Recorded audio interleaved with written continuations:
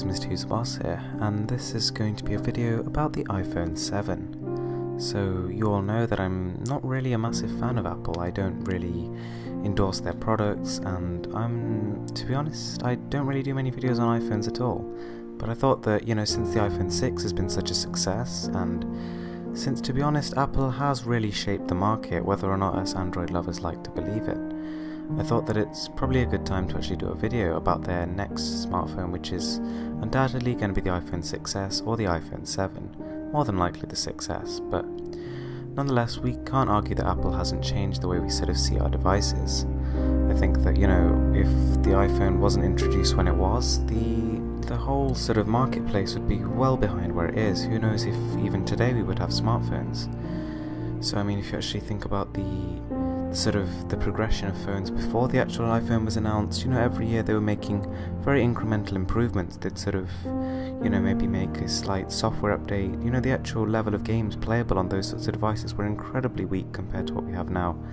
And I think that, it's only since the smartphone market sort of came to be that every year we've been seeing like double the performance, triple the performance, and real leap forwards in terms of technology and the sort of things we can do with our devices. So yeah, this is all because of Apple, I'm not gonna lie. Android has obviously sped up the process in recent years, but I think that it really does boil down to Steve Jobs and the team behind him at the time of the release of the original. So, Apple has made a lot of progress since the first phone came out. Their software has evolved over time from iOS 1 to iOS 8. And although it may seem to some that there's only really been one big change, which came iOS 7, the sort of way the iPhone looks, to be honest, there's been a lot of big improvements throughout. I think that, a lot of the software innovation and stuff has actually come sort of beside the new iPhone releases. I would say that, to be honest, they've actually added useful features at every single stage of the iPhone sort of cycle. So, probably the first time the screen size has really taken a big step forward is with the iPhone 6 and the iPhone 6 Plus, which have recently been released, and, they've sold amazingly. I think that on launch day there were some iPhone 6s selling for over £1,000 on eBay, just because, these avid Apple fans really wanted to get their hands on them, and that was the only way. So the iPhone 7 is something that I have really high hopes for. I think that, just looking at what they've done with the Apple iPad Air 2, they really can make a thin device. Apple really know what they're doing here in terms of engineering.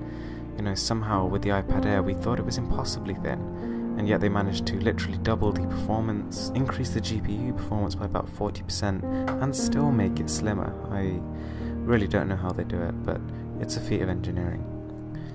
Now in the next iPhone, I don't want to see a higher resolution display. I don't want to see, lots of gimmicky new features. I don't want to see enhanced fingerprint sensor control and that kind of thing. The things I really want to see here are, number one, waterproofing. I think that that's something that, a lot of the iPhone family is missing, and they really do, you feel it when you switch from an Android to an iOS device, because it's a really good feature. I think that the camera lens really needs to actually take a step up in terms of size. There's only so far that many megapixels can go before they start to become limited by the size and quality of the sensor. On top of that, I think Apple should really actually up their speaker quality. Considering the iPhone and the iPod sort of line is basically their trademark and their whole flagship music listening device line, I think that they should really pay more attention to how music sounds. I think that they should build in a real top-notch equalizer, probably a digital amp as well, to improve the sound quality to its optimal level.